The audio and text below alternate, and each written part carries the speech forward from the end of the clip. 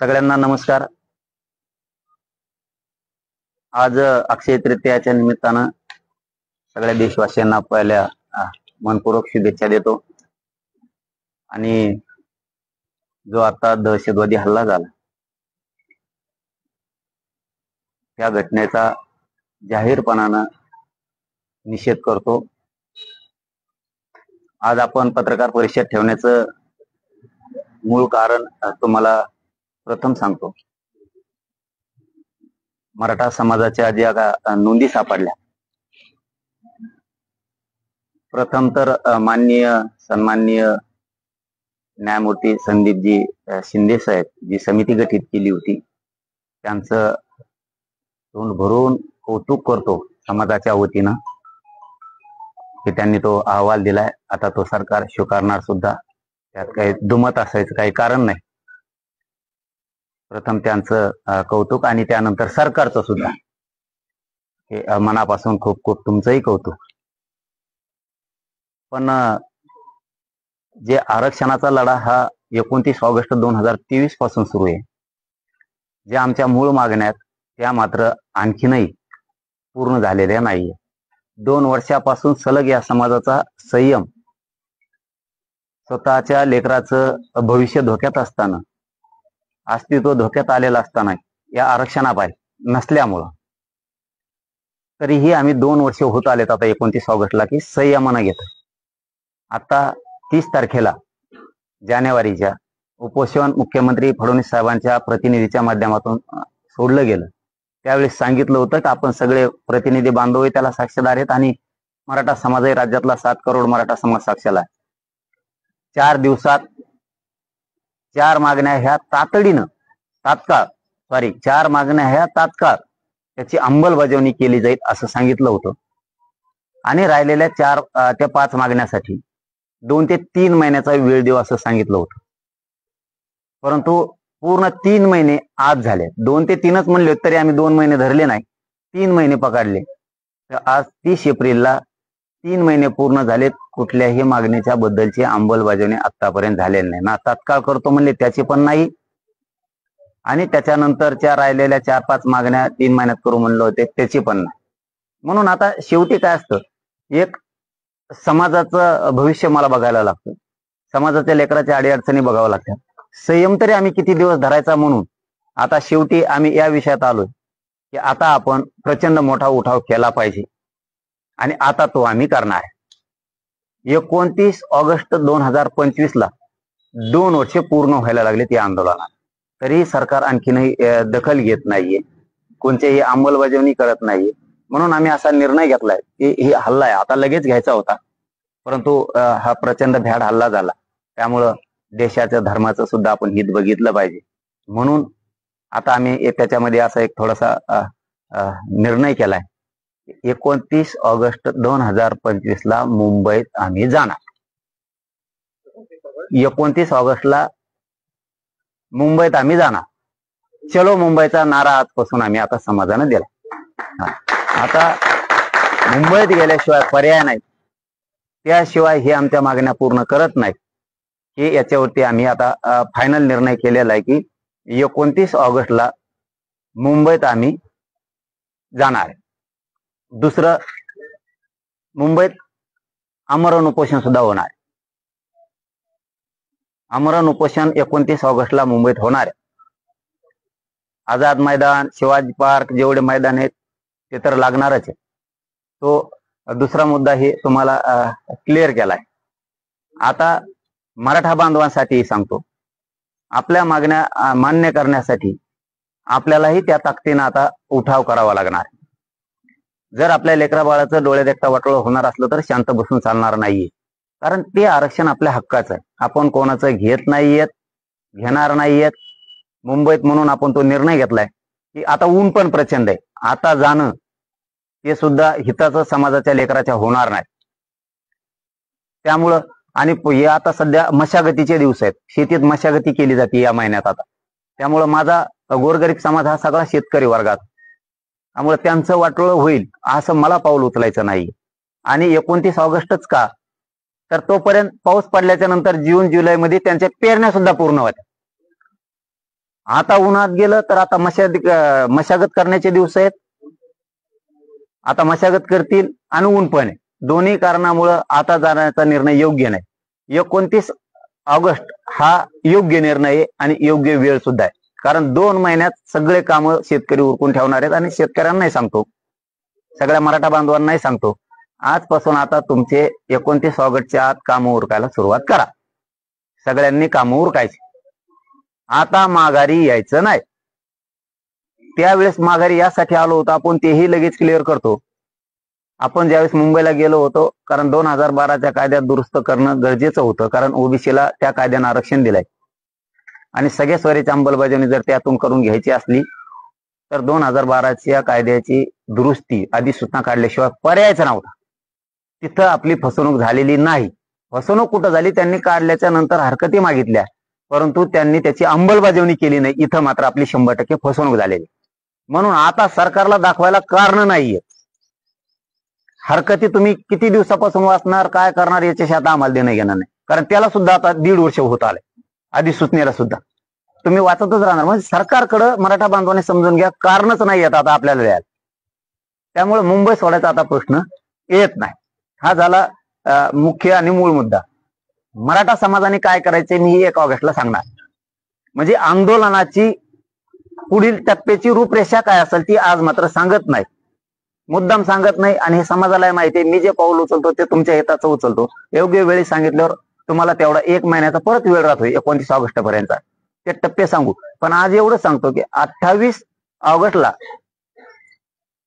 मी उपोषण करणार. 29 ऑगस्टला तर 28 ऑगस्टला तुम्ही सगळ्यांनी फक्त मला सोडायला आले तरी बस. कारण तुमचं काम मला बुडवायचं नाही, तुमचं मला वाटोळं करायचं नाही. तुम्ही मला सोडून वापस जरी आले तरी तुमच्याकडे सुद्धा आंदोलनाचे टप्पे असणार आहेत इथं सुद्धा सांभाळायला. त्यामुळे तुम्ही मला 28ला तिथं 29ला बसेपर्यंत जरी आले तरी मी जीवाची बाजी तुमच्यासाठी लावायला तयार आहे. कारण तुम्हाला तिथं घेऊन बसून मी तुमचं इकडे शेतीतलं नुकसान करू शकत नाही. त्यामुळे तुम्ही फक्त 28ला जरी सगळे मराठी किंवा ज्यांना ज्यांना शक्य आहे ते तरी आले तरी ते प्रश्न आपण सगळे सोडवल्याशिवाय वापस येत नाहीत. आणि जर तिथं कोणाला राहायचं असेल तर त्यांनी 15-20 दिवसाची तयारीनंच यायचं, हे मात्र लक्षात ठेवा. तुमच्या जेवणा खावण्याची, कारण पाऊस असणारे, पाऊस प्रचंड असणारे असं वाटतंय.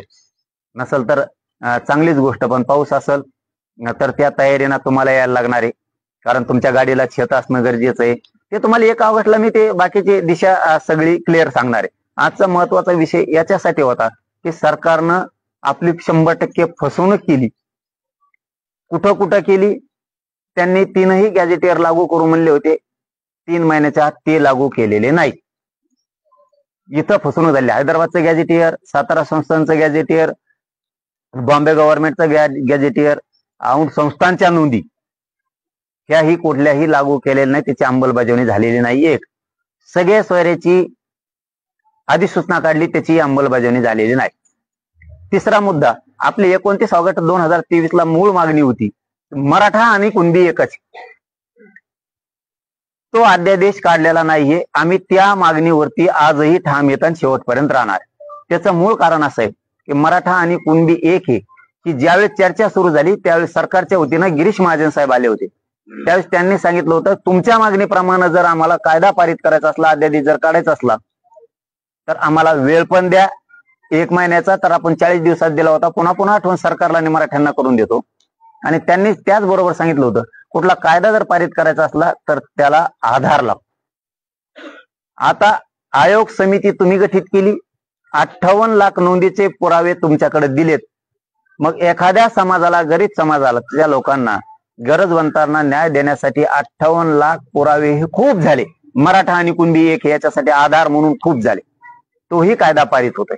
त्याच्यामुळं इथं कोण जळतंय, काय जळतंय याच्याकडे आम्हाला अजिबात आता लक्ष द्यायची गरज नाही. मी मागही सरकारला सांगितलं होतं आणि सरकारलाही तेवढी जाणीव आहे, विशेष करून मुख्यमंत्र्याला जाणीव आहे, शांत राहतो म्हणजे हे नेमके काहीतरी करणार आहे. कारण मी समाजासाठी संयमानं शांत राहून काम करतो. कारण मला समाजाचं हित जोपासणं ही माझ्यासाठी सगळ्यात मोठी जबाबदारी. समाजाच्या लेकराचं कुठं वाटोळं नाही झालं पाहिजे, त्याचं कल्याण झालं पाहिजे. त्याच्या कल्याणासाठी मी रात्रंदिवस काम करतोय.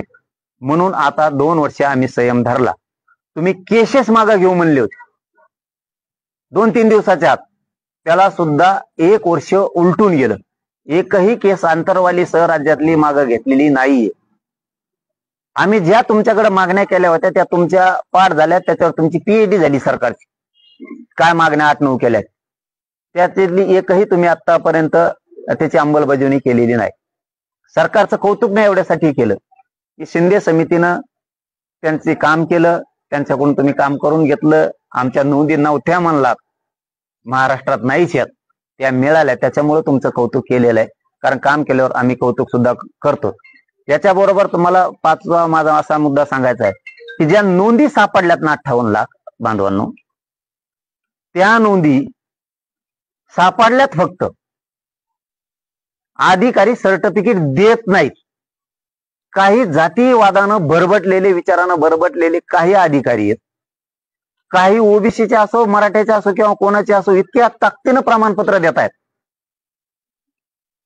की ते कसलं त्याच्या जातीवाद आणत नाहीत. त्यांना वाटतं गोरगरीब मराठ्यांच्या लेकराचं कल्याण होतंय ना, त्यांची नोंद सापडली, त्यांना प्रमाणपत्र द्या. नोंदी सापडल्यात, प्रमाणपत्र दिले जात नाहीत, त्याची व्हॅलिडिटी मुद्दाम दिली जात नाही. एक उदाहरण सांगायचं ठरलं तर काल बीडला लॉला ऍडमिशन घेतलेलं एक पोरगा आहे, त्याची व्हॅलिडिटी लवकर केली नाही म्हणून त्याचं ऍडमिशन कॅन्सल झालं. हे मुख्यमंत्री देवेंद्र फडणवीसांनी लक्षात घेतलं पाहिजे. आमचे किती छोटे छोटे प्रॉब्लेम आहेत, पण आमचे किती मुळावरती उठतेत. तुमच्यासाठी ते छोटे आहेत, पण आमच्यासाठी ते आयुष्य आहे. त्या पोराला त्या कॉलेजनं आता हाकलून दिलं आणि त्याला हाकलून दिल्यावर 5व्या-6व्या दिवशीच व्हॅलिडिटी झाली त्याची. याचा अर्थ कुठंतरी कॉलेजनं आणि व्हॅलिडिटी देणाऱ्या अधिकाऱ्याचं संगनमत तर नाही. मराठ्यांचे पोरं कसे हुकले पाहिजे त्याच्यावर बारीक लक्ष ठेवा. नोकरीतून हुकले पाहिजेत, ऍडमिशन मधून हुकले पाहिजेत. म्हणजे तुम्ही काही षड्यंत्र रचलं नाही. म्हणून माझी आता सरळ सरळ मी शेवटाकडे येतो की सरळ मागणी आहे सरकारकडे, मुख्यमंत्री देवेंद्र फडणवीस साहेबांकडे माझी. ज्या नोंदी सापडल्यात 58 लाख, त्या नोंदी ग्रामपंचायतला चिटका. लोकांना माहित होऊ द्या की या नोंदी सापडल्यात आमच्या कोणाच्या. काही लोकांना नोंदी सापडलेल्या पण माहित नाहीये. गावात दौंडी द्या की अमक्या अमक्या तारखेला ग्रामपंचायतला नोंदी चिटकेल्या जाणार आहेत. दुसरं काम करा की ज्यांच्या नोंदी सापडल्यात त्यांना तातडीनं प्रमाणपत्र लगेच द्यायला सुरुवात करा. असे मुख्यमंत्री देवेंद्र फडणवीस साहेबांनी आदेश लगेच काढा. ज्यांचे काही जागेवर कुळी आहे, काही जागेवर कुणबी आहे, काही जागेवर शेती आहे, पुरावे सापडलेत ना, ते देवस्थानाकडे सापडू द्या, ते भूमी अभिलेख मध्ये सापडू द्या, ते 33-34 ला सापडू द्या, त्या ग्रामपंचायतला सापडू द्या, ते पोलीस पाटलाकडे सापडू द्या, ते तुम्हाला कारागृहात सापडू द्या, ते तुम्हाला भाटांकडे सापडू द्या, ते पुरावे तुम्हाला एखाद्या देवस्थानाकडे सापडू द्या, एखाद्याच्या आजोबा पंजोबाच्या पेटीत पूर्वच्या राष्ट्राला सापडू द्या, काही पुरावा सापडू द्या. जनावर देवाणघेवाणीच्या दाखल्यावरती एखाद्या वेळेस केलेले आहेत, तुम्हाला कुठेही सापडू द्या ना. तुम्हाला ताण काय त्याचा? काहींचे पत्रिकेवरती येतं, काहींचे जुने घरात दस्तावेज आहेत. तुम्हाला प्रॉब्लेम काय आहेत नेमक्या अधिकाऱ्यांना? आमचे पुरावे सापडलेत ना, तातडीने इश्यू करा ना, लगेच ताबडतोब प्रमाणपत्र देऊन टाका ना. तुम्ही आमचा हक्क कस काय नाकारता? तुम्ही आमचा हक्क नाकारण्याचा तुम्हाला कोणत्या अधिकाऱ्याला अधिकार दिलाय? आणि मुख्यमंत्री साहेबांकडे माझी स्पष्टपणानं मागणी आहे की जर असा कोणी हलगर्जीपणा केला, प्रमाणपत्र द्यायला, कुणबी प्रमाणपत्र द्यायला, व्हॅलिडिटी द्यायला, त्याला तात्काळ सस्पेंड करा, त्याला बडतर्फ करून टाका, तात्काळ त्याला सोडू नका. कारण एक जण जर धोरणात आला ना तर बाकी नीट काम करतील सगळे. आणि दुसरी मागणी याच्याच बरोबर, पहिली ही सांगितली की ज्या नोंदी सापडल्यात त्याचे प्रमाणपत्र आणि व्हॅलिडिटी तात्काळ द्या, कारण आता ऍडमिशन आहे आणि भरत्या पण आहेत. माझ्या पोरांचं वाटोळं व्हायला नाही पाहिजे. दुसरं, मराठा आणि कुणबी एक याचा अध्यादेश आता तातडीनं काढा. तुम्हाला आधार म्हणून जो पाहिजे होता 58 लाख नोंदी मिळाल्या. तिसरा मुद्दा आहे की सगळ्या सोयऱ्यांची अंमलबजावणी करा, कारण ती सगळ्या जाती धर्मासाठी, ती नुसती मराठ्यांसाठीच नाही, सगळ्या जाती धर्मांसाठी. गोरगरिबाचं हो ना कल्याण, तुमच्यासारख्या आखूड बुद्धीचे आम्ही नाहीये. गोरगरीब ओबीसीचं कल्याण झालं पाहिजे या मताचे आम्ही आहेत. आणि आम्ही जर जातीवादी असतो तर मला ज्यावेळेस सांगितलं होतं, तुम्ही साक्षीदार आहेत सगळे, मला ज्यावेळेस सांगितलं होतं की मराठ्यांच्या मुलीला मोफत शिक्षा, मी त्यावेळेस विरोध केला होता की लेकी बाळीनं कोणाच्या काय केलं. सगळ्या जाती धर्माच्या मुलीला मोफत शिक्षण करा. जातीवादी असतो तर आंदोलन मी केलंय, मी म्हणलं असतं फक्त मराठ्यांच्याच मुलीला करा, यांना खूप आहे. मी तसं उचललं नाही, लेकी बळीने काय केलं नाही. सगळ्या मुलींना मोफत शिक्षण करा आणि सगळ्या जाती धर्माच्या मुली आज या आम्ही घेतलेल्या निर्णयामुळे त्यांचं सुद्धा कल्याण झालंय. हे सुद्धा भान विद्यार्थ्यांनी सगळ्या जाती धर्माच्या ठेवायला पाहिजे. त्याचं कारण पण लगेच सांगतो. का म्हणतोय मी हे? तुम्हाला आरक्षण आहे सगळ्या जाती धर्माच्या विद्यार्थ्यांना, विद्यार्थिनीला. शाळेत आमच्याकडे तुझ्या भावाने बघू नका, आमच्या मराठ्यांच्या विद्यार्थ्याकडे, विद्यार्थिनीकडे. तुमची मैत्रीण असन, तुमचा मित्र असन, आरक्षण असलेल्या मुलांनी आणि मुलींनी असं बघितलं पाहिजे की ही माझी मैत्रीण आहे, हा माझा मित्र आहे, याला पण मिळालं पाहिजे आमच्यासारखं आरक्षण. ह्या भूमिका ठेवा. तुम्ही नेत्याचं ऐकून जातीवाद शिक्षणात आणू नका. शिक्षणात त्या ठिकाणी जातीवाद आणू नका. तुम्ही विरोध दाखवू नका तिथं. हे काम करा, कारण आम्ही जातीवाद करत नाहीये. सरकारला माझी तिसरी मागणी आहे, चौथी मागणी आहे, केसेस सरसकट सगळ्या मागं घ्या. हे तुम्ही शब्द दिलेला, तुम्ही मागं फिरू नका. कारण ही सत्ता तुम्हाला मराठ्यांनी दिली, हे विसरू नका बरं का. तुम्हाला वाटत असेल की आम्ही असं करू, आम्ही तसं करू, ही सत्ता मराठ्यांनी दिली हे आयुष्यात विसरू नका. नसता हेच मराठी आनंद व्यक्त करू देणार नाही, तितका मोठा उठाव करणार आहे मी आता. कारण मी सरकारलाही चांगलं माहिती आहे, मी नुसतं बोलत नाही तर मी करत असतो. बोलतो तसं करत असतो आणि या जातीसाठी करायला मी मरायला सुद्धा भेट नाही, हे लक्षात ठेवा. आणि मुंबईला सुद्धा यासाठीच येतोय. फडणवीसांना जर हल्ले करायचे असले, मला मारून टाकायचं असेल, तर आता तुमच्या तिथं पटांगणाला इकडे तिकडे बी नाही. कारण जे आंदोलन मुंबईत सुरू होणार आहे 29 ऑगस्टला, आमरण उपोषण, हे अंतरवाली सुद्धा सुरू राहणार. हे पण विशेष करून सांगतो, इथं सुद्धा सुरू राहणार आहे आणि ते मुंबईत सुद्धा सुरू राहणार आहे. हल्ला करायचा आहे, मला मारायचंय, काय करायचंय आता दारातच देवेंद्र फडणवीस साहेब तुमच्या. कारण जे ऐकायला मिळतंय ना की तुम्हाला एक निष्ठावान खपत नाही, तुम्हाला मॅनेज न होणारा तुम्हाला जमत नाही, मॅनेज होणारा चालतो, फुटणारा पाहिजे, ते अवलंबित रक्त माझं नाहीये. आता दारात हे तुमच्या. तुम्हाला काय हल्ला करायचा आहे, का गोळ्या घालायच्या, का मारायचंय, ते आता निश्चित आहे 29 ऑगस्टला. आता जे करायचंय ते तुम्ही करा तिथं. पण एक याच्या बरोबर सांगतो, मुंबईत 28ला फक्त मला सोडायला पोरं येतील, 29ला ते आपण आपल्या शेतात पुन्हा कामाला आई बापाच्या मदतीला येतील. पण जर माझ्या एकाही पोराला धक्का लागला तिथं, नुसतं खर्चटलं बी, तरी महाराष्ट्रात तुमच्या सरकारमधला एक बी आमदार, खासदार आणि मंत्री, त्याला घराच्या बाहेर सुद्धा आम्ही निघून देणार. हे सुद्धा तुम्ही लक्षात ठेवा. एकाला जर खर्चटलं तर सरकारमधला मंत्री बी नाही राहत, मग आमदार बी नाही राहत आणि खासदार बी नाही राहत. माझ्या पोराला कुठेही खर्चातला कामा नाही, कारण ती मुंबई आमची सुद्धा आहे. त्या मुंबईत आमचा हक्क आहे. आम्ही तिथं येऊ शकतो, आम्ही तिथं येणार, आम्ही शांततेत आंदोलन करणार. कारण मी या समाजाला शांततेत आणि संयमानच मिळू दिले. म्हणून सांगतो की बाकीच्या जेवढ्या काय मागण्या आहेत, 5वी मागणी सांगितली की तुम्हाला केसेस सरसकट आता तातडीनं मागं घ्या. आणि तुम्हाला वेळ सुद्धा आहे आता, आम्हालाही वेळेची गरज होती आणि तुम्हाला सुद्धा वेळ आहे. 28 ऑगस्टच्या आत सगळ्याचे सगळे अंमलबजावणी झाल्या पाहिजे.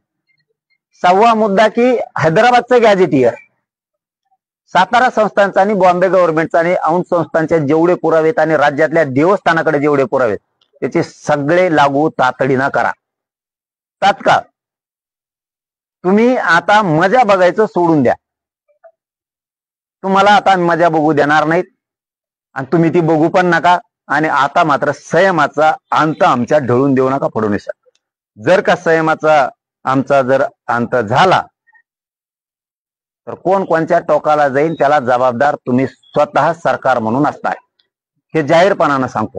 कारण किती दिवस सहन करायचं, अशा 8 ते 9 मागण्या आम्ही तुमच्याकडे दिलेल्या आहेत. त्याची अंमलबजावणी मला 28 ऑगस्टच्या आत पाहिजे.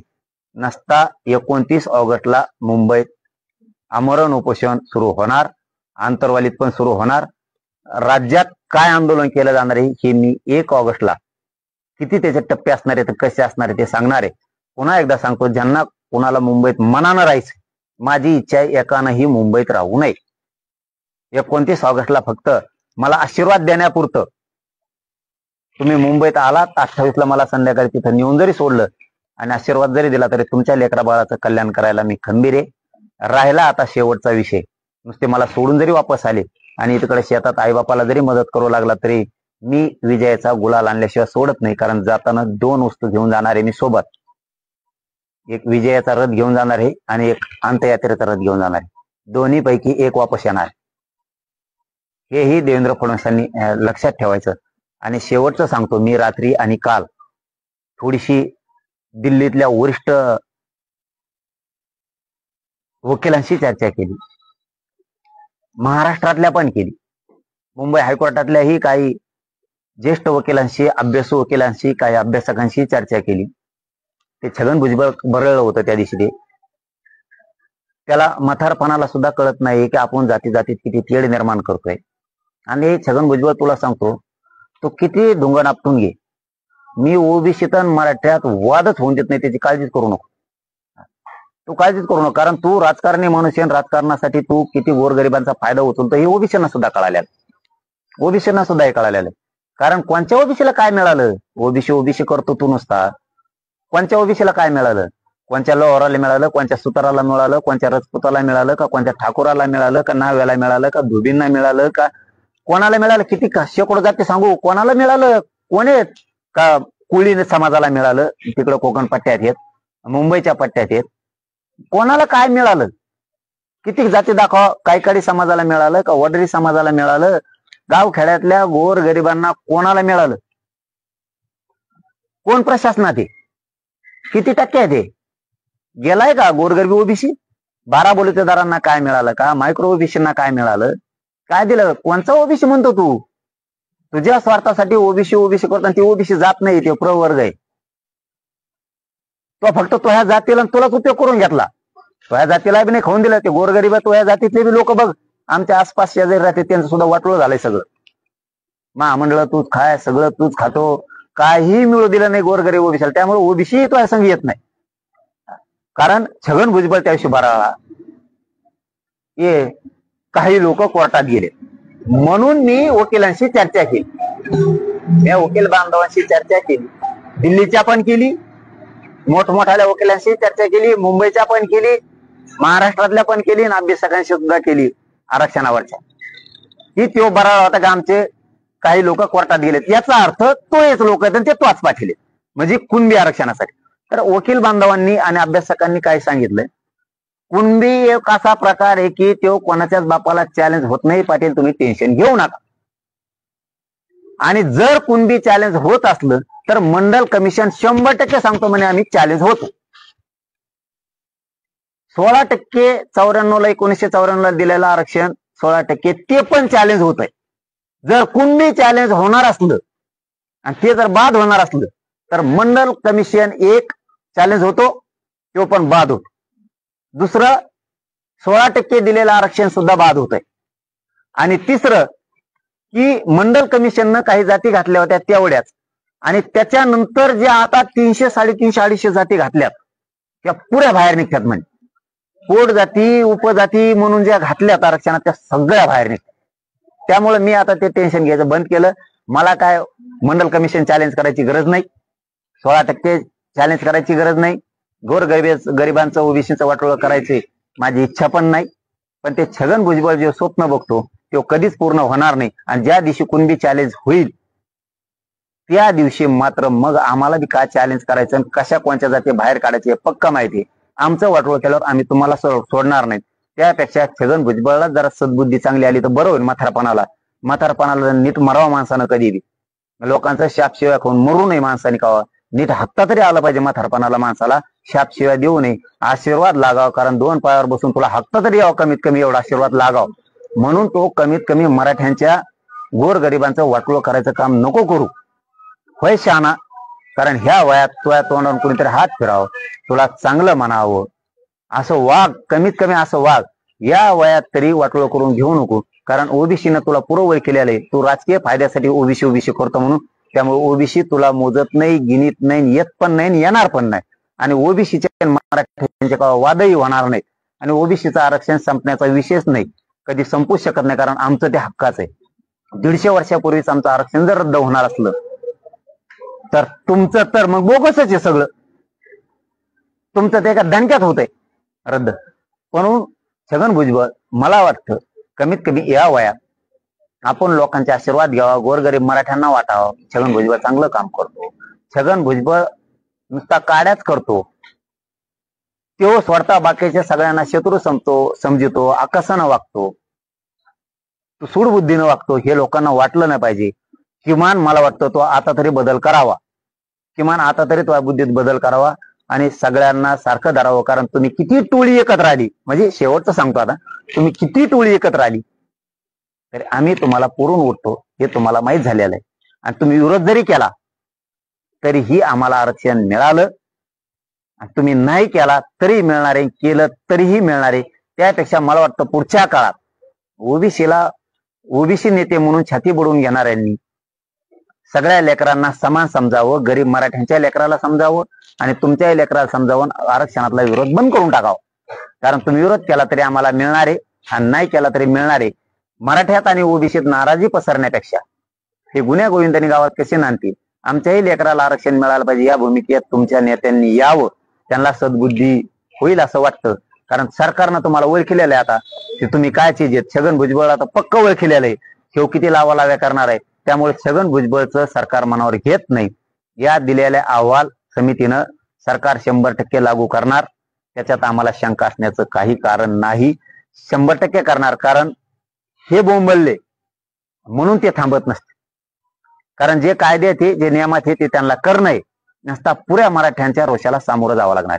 आणि आता शेवटचं, मराठ्यांच्या सगळ्या पक्षातल्या आमदार खासदार मंत्र्यांना, माजी आमदारांना, माजी खासदारांना माझं आव्हान आहे की छगन भुजबळ सरळ सरळ म्हणतोय आम्ही कोर्टात गेलो कुणबीसाठी.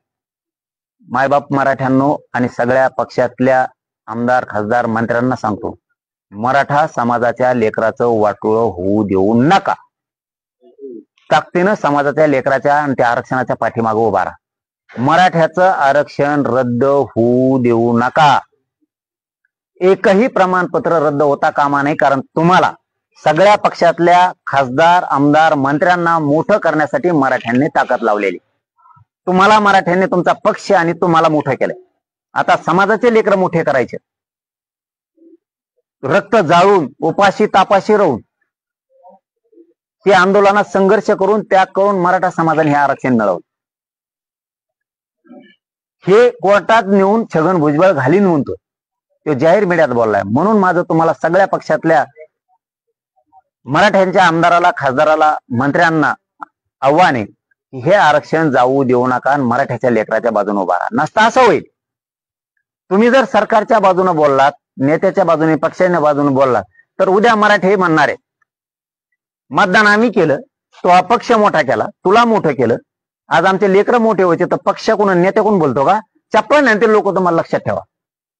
त्यामुळं जात सांभाळायचं शिका, जातीच्या विरोधात जाऊ नका. या जातीनं तुम्हाला मोठं केलंय. सगळ्यांनी ताकद लावून कुणबीचं आरक्षण आणि 10% आरक्षण रद्द होता कामा नये. आणि विशेष करून सांगतो मुख्यमंत्र्यांना, जे ईडब्ल्यूएस मधून पोरं गेलेत, जे एसीबीसीतून गेलेत, तुम्ही आरक्षण दिलंय ना एसीबीसीचं, त्यांना ऑप्शन द्यायलाच पाहिजे ना. तुम्ही असा खोडसाळपणा का करता फडणवीस साहेब तुम्ही? आता ते एमपीसीच्या पोरांना लिंकच ओपन नव्हती. मला तर वाटतं आणखी नाही आहे की नाही करू. असे धोके दगे फटके करू नका, मुळावर येईल तुमच्या. तुम्हाला आनंद व्यक्त नाही करून देणार असं ते तुम्हाला वाटत असं नाही बहुमतान आलो मराठ्यांनीच आणलंय, विसरू नका कधी. हेच तुम्हाला पळता भूई कमी करतील. कुणबीचं आरक्षण निघालंय ना, लगेच धडदिशी देऊन टाकायला पाहिजे ना. कशामुळे तुम्ही असं जाणून बुजून मराठ्यांचे पोरं फडणवीस साहेब का मारता? काय कारण आहे तुमचं? काय कारण आहे? अरे ते शिंदे साहेबांनी थोडंफार काम केलं ना समाजासाठी, ते अजित पवारांनी गप्प बसून केलं. तुमच्याही पक्षातल्या काही मंत्र्यांनी आमदारांनी काम करू लागलेत. तुम्हीच असं का वागता मला काही कळत नाही. तुम्ही ईडब्ल्यूएस घातलं घेणं देण्याचं, बरं ठीक आहे. आता ईडब्ल्यूएस मधून ज्यांनी ऍडमिशन घेतलेत, नोकऱ्या लागले, त्यांना तसंच ठेवा ना. ते ऍक्सेप्ट केलं, आता रिजेक्ट कसं काय करता तुम्ही? दुसरं एसीबीसीचं आरक्षण तुम्ही दिलं, मग त्यांचे प्रमाणपत्र आणि त्यांना व्हॅलिडिटी देऊन एकदा सांगितलं त्यांना एकाच कागदावरती आणा, व्हॅलिडिटी पण आणि प्रमाणपत्र पण, नॉन क्रिमिलियर पण. आता म्हणता वेगळे आणा का? मारा ठरवलेत का पोरं? तुम्ही काहीतरी एक निर्णय घ्या आणि सुटसुटीत कारभार केला पाहिजे. एसीबीसी दिलं ना हे प्रमाणपत्र, हे क्रिमिलियर आणि हे दिलं तुम्हाला आणि चला लागले ते पोरं, आरक्षण दिलं असं पाहिजे. असं गुळमुळीत नाही ठेवलं पाहिजे कधीच, असं संकटात नाही ठेवलं पाहिजे लोकांना. एसीबीसी सुद्धा सुटसुटीत करा. सारथी दिली त्या पोरांना काही ना व्हॅलिडिटीच नाही, सॉरी PhD ला त्यांना शिष्यवृत्तीच नाही, बरोबर का रे? हे आता लय मोठे लफडं आलं इथं, तेच नाहीये. 1 वर्षापासून काही काही पोरांना सारथी मार्फत जे कोर्स करतात, काही जण PhD करतात, त्यांना शिष्यवृत्तीच नाही. निंबाळकर साहेबांनी त्याविषयी सांगितलं की 150 कोटी होते, त्यातले 30% वापस गेले, तेही आपण रिटर्न आणले. तुम्हाला 427 कोटीची मंजुरी सरकारला द्यायला सांगतोय. तुम्ही ते पैसे पोरांना मोठं होण्यासाठी आहेत, ते दिले पाहिजे. महामंडळे काहीचे परतावेच येत नाहीत, तुम्ही ते फडणवीस साहेब दिलेच कशाला? ओबीसीच्या सवलती, मराठ्यांना जे आरक्षण दिलं तुम्ही ओबीसीच्या धर्तीवरती दिलं. ओबीसीला अभ्यासक्रम किती? 1554. एसीबीसीला 506. कशामुळं? याचं काय कारण आहे? जर ओबीसीच्या धर्तीवर तुम्ही मराठ्यांना एसीबीसीचं आरक्षण दिलं तर त्यांना 1554 अभ्यासक्रम पाहिजे. भेदभाव कशामुळे करता तुम्ही? एकदा बोललं ना पटदिशी केलं पाहिजे. मुलीला मोफत शिक्षण केलं ना सक्त अंमलबजावणी करायला लावायला पाहिजे. याची अंमलबजावणी झाली पाहिजे. त्या कॉलेजचं जर 100% फी मागितलं परवानाच रद्द करतो, असं सरळ कसं काय सांगत नाहीत फडणवीस साहेब तुम्ही? मराठ्यांच्या कुणबी नोंदी निघाल्यात ना, लगेच प्रमाणपत्र देण्यात तुला बडतर्फ करून टाकेल, व्हॅलिडिटी दे, कसं काय म्हणत नाहीत तुम्ही? अरे किती पोरं टांगणे लावले तुम्ही घेण्या देण्याचे, आमचे बलिदान दिलेत आमच्या पोरांनी आरक्षणासाठी.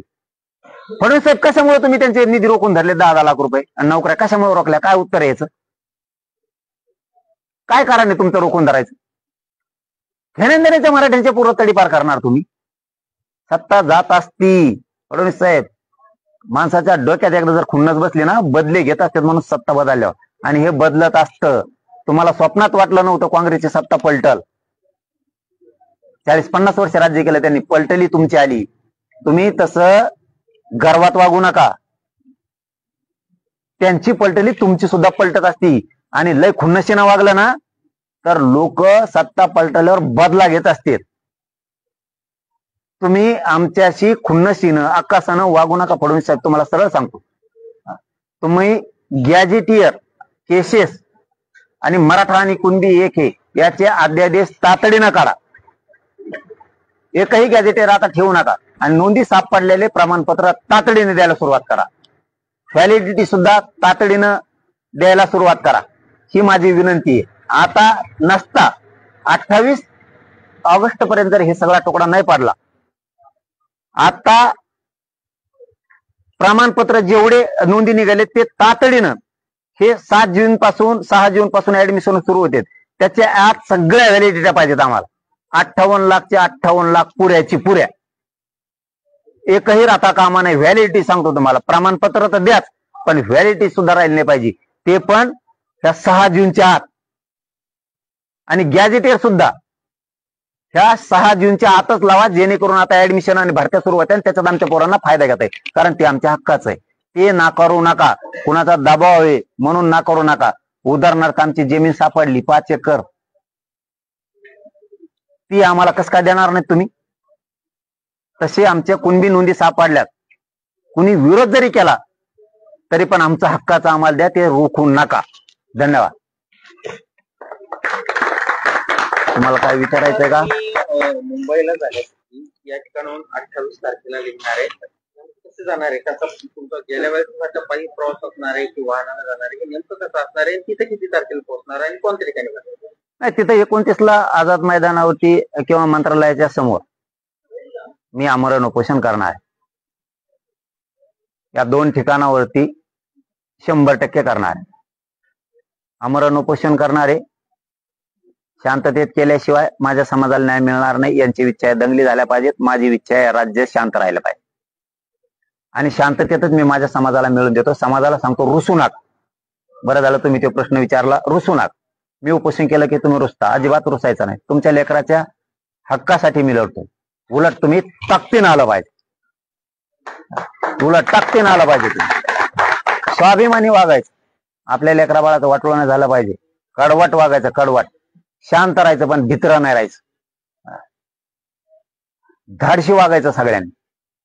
हे 28ला आंतरवालीतून मी निघणार आहे. मार्ग मी 1 ऑगस्टला सांगतो कसा मार्ग असणार आहे. 1 ऑगस्टला सगळे आंदोलनाचे टप्पे, पुढची दिशा सगळी पाडणार आहे 1 ऑगस्टला. म्हणजे त्यांना ती तयारी करायला फक्त आज 1 पासून तयारी, आजच तयारी 1 सुरू. चलो मुंबई 29 ऑगस्ट सुरू. आजपासून ते सुरुवात तयारी करायची. मला 28ला फक्त नेऊन सोडा.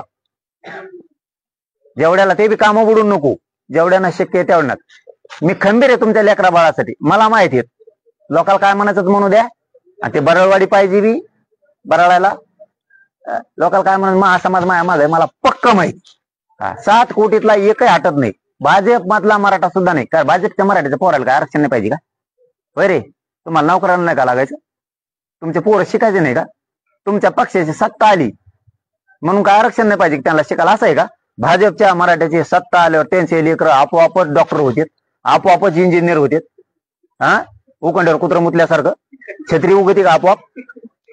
असं काय का? भाजपच्या मराठ्याला, शिवसेनेच्या मराठ्याला, काँग्रेसच्या मराठ्याला काही गरज नाही आरक्षणाची. नुसती सत्ता आली तर त्यांचे पोरं इंजिनियर होते, डॉक्टर होते, आर्किटेक्ट होते, त्यांचे पोरं IPS IAS दर्जाचे अधिकारी होते, क्लास 1 क्लास 4 अधिकारी होते, तहसीलदार होतो ऑटोमॅटिक, कलेक्टर ऑटोमॅटिक होतो, PI EPI ऑटोमॅटिक होतो. असं काही का? आरक्षण लागणारे लेकरा बाळाला भाजप मधल्या सगळ्या मराठ्यांना सांगतो, तुमचं 1 दिवस राजकारण आता 29ला. आता 4 महिने जातीसाठी त्या लेकरासाठी स्वतःच्या. भाजप मधल्या, शिवसेनेतल्या, राष्ट्रवादीतल्या मराठ्यांना सांगतो, आता तुमच्या लेकरासाठी जातीसाठी लढा, त्यांना मोठं करा. तुमची सत्ता आली म्हणजे तुमचं लेकरू IPS नाही बनणार, IAS नाही बनणार. त्यासाठी आता जात. हे बघा कसं करता येते, हाय का? नीट चकमा घालायला त्याला. नाक सुद्धा देदार झाला होता, वाकून गेलं पाहिजे एवढ्याच येड पडते दलिंदर साल तरी बोलत का नाही? बरं, त्याला सगळ्यांनी सोडून दिलं. भाजपनी सोडून दिलं, काँग्रेसनी, शिवसेनेनी, बेसरामानी सगळ्यांनी सोडून दिलं. कुणीच घ्यायना त्याला, कारण वागतच तसं ते. कारण त्याच्यामुळे पक्ष संपायला लागला, त्याच्यामुळे नेता संपायला लागला, त्याच्यामुळे त्याला कोणी घेत नाही. तरी पण बोलतं तुमच्या मागं सगळा समाज उभा आहे, तुम्हाला काय करायचं सगळा समाज उभा आहे. आणि तुम्ही नाही उभा राहील ना, आल्याच तुमच्या आता ग्रामपंचायत, जिल्हा परिषद, नगर परिषद तुमच्या रपरापा पाडून टाकीतो मग. हा, तुम्ही नुसते उभा राहू नका मराठ्याच्या पोराच्या मागं. आमदार, खासदार, मंत्री तुम्ही नुसतं म्हणा आमचा पक्ष, आमच्या नेत्याला बोलू नका. थोबडे फोडी ना, तुपल्या नेत्याला बोलू नको म्हणलं. तो बाप हे समाज आहे, पक्ष बाप नाहीये, नेता बाप नाहीये. त्यामुळे इकडे कचाकच आंदोलनात उभा राहायचं. कशामुळं? तो पोरगी मोठी होणार आहे, सत्ता जरी असली तरी आरक्षणामुळं, सत्तेमुळं नाही होणार. तो पोरग मोठं होणार आहे, तो जात मोठी होणार आहे. त्यांना ताकदवर बनवा. आता राजकारण 29ला पार. मधल्या काळात सगळ्यांनी नसतात जिल्हा परिषद, पंचायत समिती, नगरपालिका, ग्रामपंचायतला एक बी निघून देणार नाही. मग आम्ही तुमचं सगळ्यांनी ताकदीनं उभा राहायचं ह्याच्यात. आणि आपले सगळं हक्क 6 जूनच्या आत मिळवून घ्यायचा. 6 जूनच्या आत सांगतो फडणवीस साहेब. ते ऍडमिशन 21 मे तारीख मागं पुढे होईल, किंवा मग ते 30 मे 29 मेच्या आतच देऊन टाका. म्हणजे ते ऍडमिशनला पुन्हा म्हणायचे व्हॅलिडिटी नाही, नामकच नाही, क्रिमिलेअरच नाही. ऍडमिशन सुरू व्हायच्या आत आमचे सगळ्याच्या सगळ्या मागण्याची अंमलबजावणी करून टाका. जर तुम्ही केलं नाही मग विचारायचं नाही 29 ऑगस्टला हे काय झालं. आता मी बोलतो कमी आणि काम जास्त करतो. बोलतो कमी का नाही आता कमी बोलवतो. थोडा मी बी तुमच्यासारखं वागायला शिकलो आता. हा, तुम्ही कसा गोड बोलून शांत राहून गेम करता, मी बी टप्प्यात आला की कार्यक्रमच वाजतो. हा, कसा गेम करतो मी बी शांत राहून, माझ्या समाजाला कसं मिळून देतो ते बघत राहा तुम्ही. आता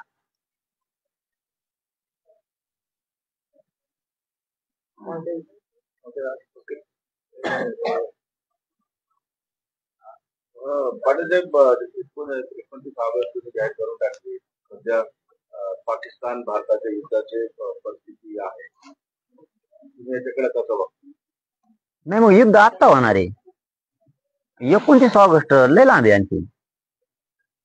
त्या हल्ल्याचा तर निषेध आहे. असली ना, हा बघ आपलं कसं आहे सरळ आहे, आणि यांना लागत मग मिरच्या.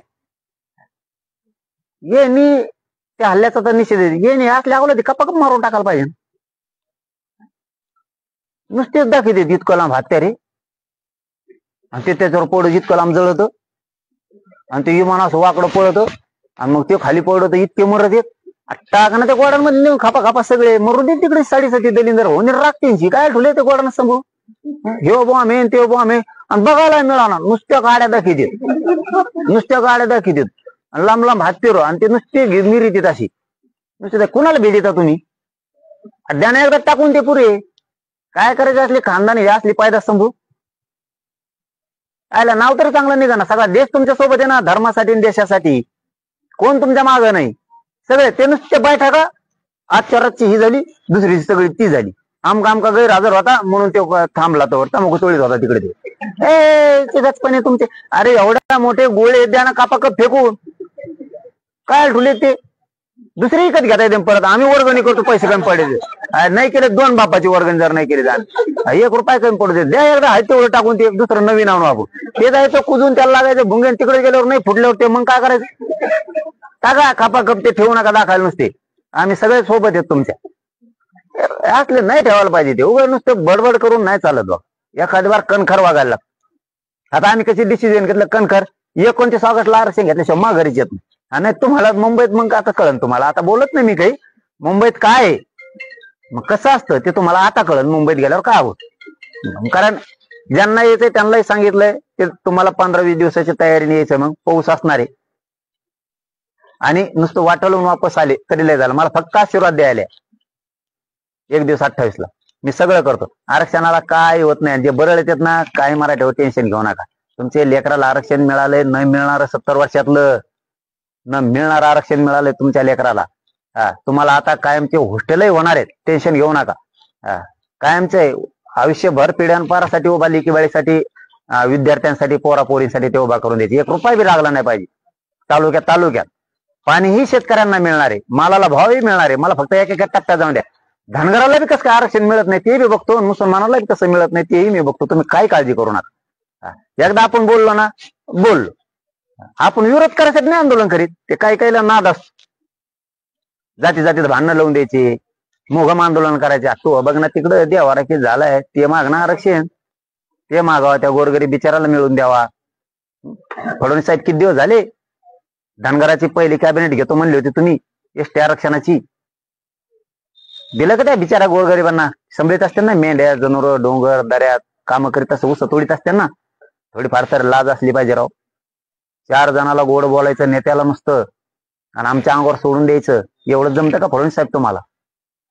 त्यांच्या महामंडळाचं काय त्यात आम्हाला नुसत्या घोषणा. लाडकी बहीण महामंडळ ह्या जाती घेतल्या त्या जाती घेतल्या. शेतकऱ्याची कर्जमाफी केलं का काय. किती हाल केले लोकांचे. मिळू द्या गोरगरिबांना जर आरक्षण मिळालं तर त्यांचं तरी कल्याण होईल ना. नुसतं आम्हाला सांगून देता आणि तुम्ही मोकळे होता हे चांगलं नाही तुमचं. कारण त्या सुद्धा समाजात गरिबाचे लोक आहेत. फडणवीस साहेब तुम्ही त्यांच्या काही नेत्यांचा राजकारणासाठी मराठ्यात आणि ओबीसीत फूट पडण्यासाठी वापर करायचा बंद करा. नेत्यांनी सुद्धा समजून घ्या. आपली आपली जात बघा, त्यांना मिळून देण्यासाठी काम करा. आम्हाला कुठे विरोध करीत बसता आणि आम्हाला विरोध केला नाही मागे सरकारणार आहेत का. आम्ही एकटेच 50-55% आहेत. काही होत नाही कोणाचं. 29 ऑगस्ट आता चलो मुंबई. छत्रपती शिवाजी महाराज.